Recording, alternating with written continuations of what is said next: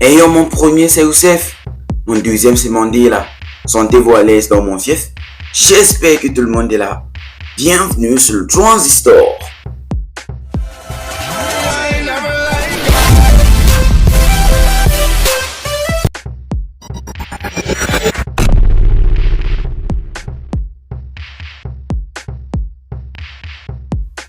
Dans toutes les sociétés du monde, il existe des légendes et histoires étranges qui baissent l'enfant de plusieurs générations.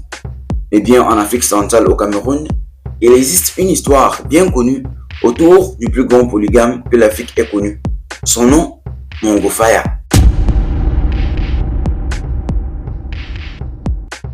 C'est l'histoire d'un homme qui, à l'âge de 35 ans, avait déjà 36 épouses. Mongo Faya, ou plutôt Obama et Somba, à l'état civil, était convaincu que la polygamie était l'une des meilleures valeurs ancestrales, non seulement africaines, mais universelles, qu'il faut ressusciter et protéger jalousement. Et pour comprendre cette déclaration, revenons quelques milliers d'années en arrière.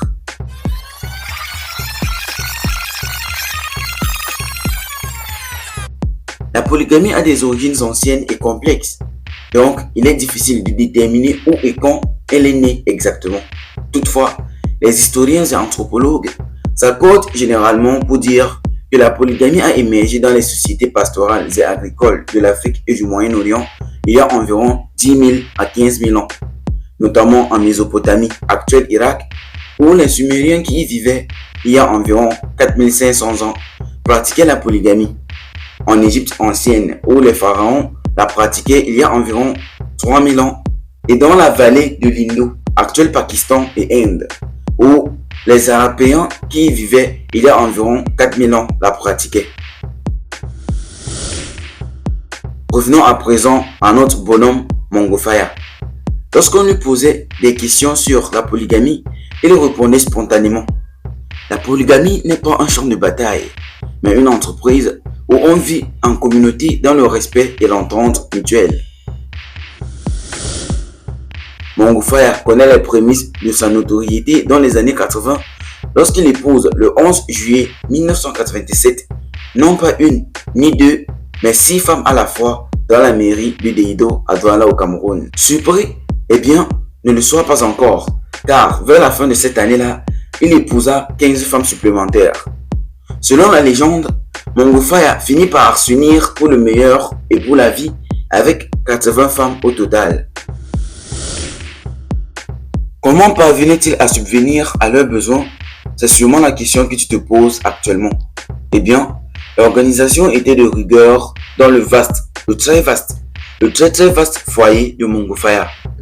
Ses incalculables épouses vivaient dans 2 résidences principales, soit au village dit Mdon, où elles s'occupaient en permanence de ses 15 hectares de plantation, mais aussi à Douala, où lui faisait des affaires et avait parallèlement ouvert des petits commerces et salons de coiffure à ses multiples épouses qui s'échangeaient perpétuellement résidences et activités.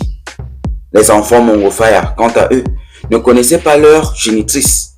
Ce, à la demande explicite de Mongo Faya, en vue, disait-il, que chaque enfant appartienne à toutes les femmes pour éviter des discriminations potentielles. Bien qu'il était hyper organisé, Mongo Faya rencontrait tout de même quelques difficultés dans l'exercice de ses fonctions de chef d'une si vaste famille. En septembre 1989, par exemple, 15 de ses épouses lui intentent un procès. Elle réclamait un véhicule supplémentaire pour le transport, mais heureusement, tout revient assez rapidement dans l'ordre et ses épouses retournent tranquillement au royaume de Kamkuba, nom attribué à ses quartiers à Mdom, au Cameroun. Mongo Faya était aussi polyvalent avec les femmes qu'avec les activités lucratives. Celui qui se faisait appeler Mongo Dwayne ou encore Dr Julio cumulait les fonctions de voyant, de guérisseur traditionnel, d'astrologue, d'herbier gynécologue, de parapsychologue et aussi de musicien auteur-compositeur spécialisé dans le bikouti et le makossa. Il se produisait d'ailleurs avec ses épouses sur scène. C'est à lui que nous devons les titres tels que Antasia, Belle vie au Cameroun, Mon AD et Stop Apartheid. Mongo Faya caressait aussi le vœu de réaliser le rêve américain à sa manière. Son rêve était de réaliser un grand voyage de noces aux États-Unis d'Amérique avec toutes ses épouses. Mais malheureusement, ce rêve l'a emporté dans sa tombe. L'histoire de Mongo Faya, personnage fantastique et fabuleux, s'arrête assez brusquement le samedi 6 juillet 2002 à son décès à l'hôpital central de Yaoundé au Cameroun des suites de maladie. À la fin de sa vie, à en croire la légende, Mongo Faya avait épousé un peu plus de 80 femmes. Et depuis lors, pour qualifier tout homme au grand appétit insatiable pour la gente féminine, une expression fut tout bonnement trouvée, Mongo Faya. Et par ce fait, il parvint à laisser son nom dans le vocabulaire populaire en Afrique centrale et au Cameroun tout particulièrement.